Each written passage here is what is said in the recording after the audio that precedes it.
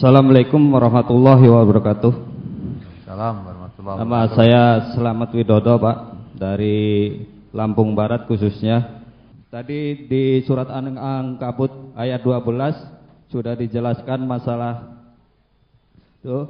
Kemudian saya ingin bertanya kepada ayat yang 13, dan mereka benar-benar akan memikul dosa-dosa mereka sendiri dan dosa-dosa yang lain bersama dosa mereka. Pada hari kiamat mereka pasti akan ditanya tentang kebohongan yang selalu mereka ada-adakan. Itu Ustaz, saya ingin mengetahui penjelasannya yang bahwa dosa masing-masing itu akan ditanggung oleh masing-masing. Mengapa di sini dosa orang yang mengikuti juga ditanggung oleh oleh orang yang diikuti.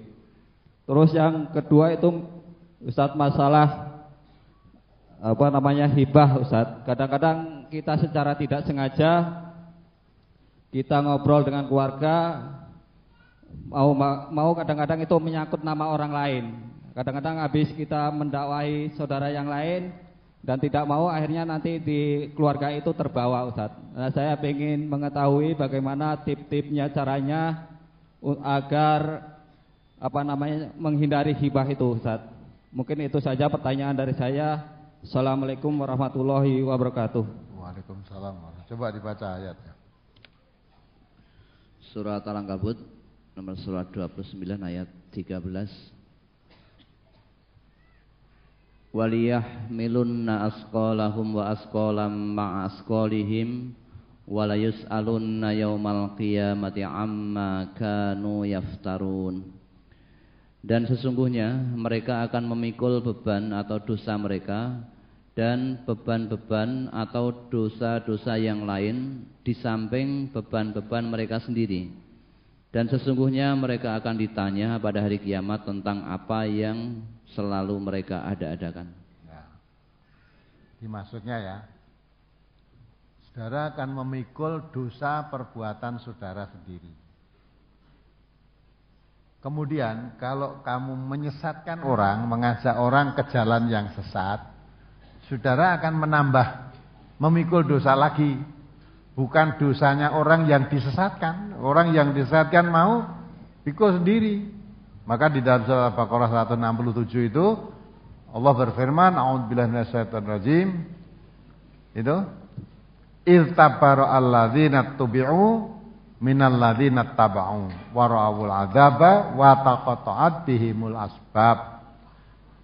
Coba dibaca itu ayatnya 167. Al-Baqarah 166 dan 167. Idz tabarra'al ladzina tubi'u minal ladzina taba'u wa ra'awul 'adzaba wa taqatta'at bihimul asbab.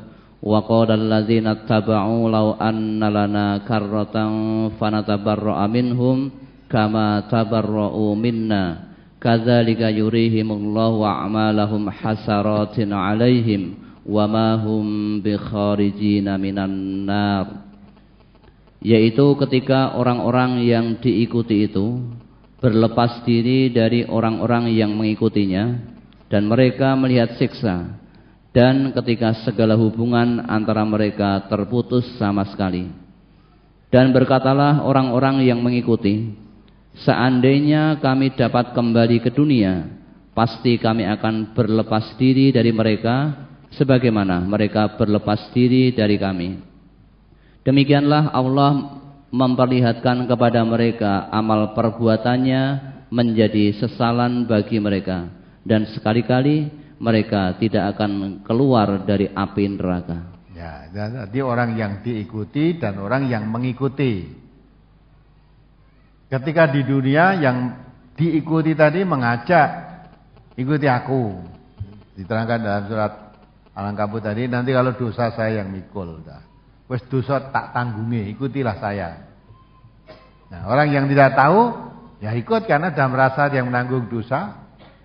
Tapi ternyata di hadapan Allah, idz tabarra'al ladzina tubi'u minal ladzina taba'u wa ra'awul 'adzaba wa taqatta'at bihimul asbab.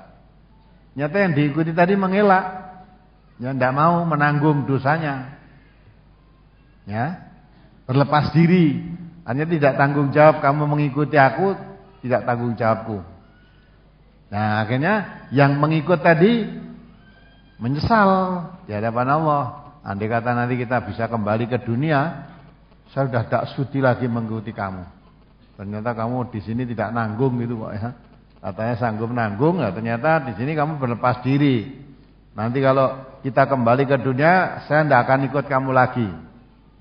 Nah, kapan mau kembali ke dunia? Maka Allah putuskan kedua-duanya, baik yang mengikuti maupun yang diikuti. Wa ma hum bi kharijina minan nar. Semuanya masuk neraka. Ya. Tidak ada yang selamat, baik yang mengikut maupun yang diikuti. Maunya yang mengikut tadi kan anggapannya, oh saya cuma diajak, saya ikut saja kok. Nanti dosanya kan ditanggung. Nah, gitu ya. Ternyata semuanya masuk neraka, enggak ada yang bisa saling menanggung. Maka kalau pada ayat tadi, di samping dia memikul dosanya sendiri karena dia berlaku maksiat, dia memikul dosa lagi karena menyesatkan orang lain. Bukan memikul dosanya orang lain. Jadi dia berbuat maksiat, di samping dia berbuat maksiat, menyesatkan orang lain. Maka dia menyesatkan orang lain itu, dia memikul dosa. Di samping dosa dia sendiri sesat. Dan terus orang yang disesatkan tadi apa dosanya dipikul yang menyesatkan? Tidak. Dia memikul dosa karena menyesatkan orang lain tadi. Adapun orang lain yang mau disesatkan tadi, dosanya ditanggung sendiri. Ya. Saya misalnya berlaku curang. Ya. Saya mencurilah misalnya. Saya dosa. Terus saya mengajak orang lain, tak ajak mencuri bersama saya. Ngajak orang lain berbuat maksiat ini dosa. Tapi dosanya yang saya ajak mencuri, dia mau, dipikul sendiri dosanya.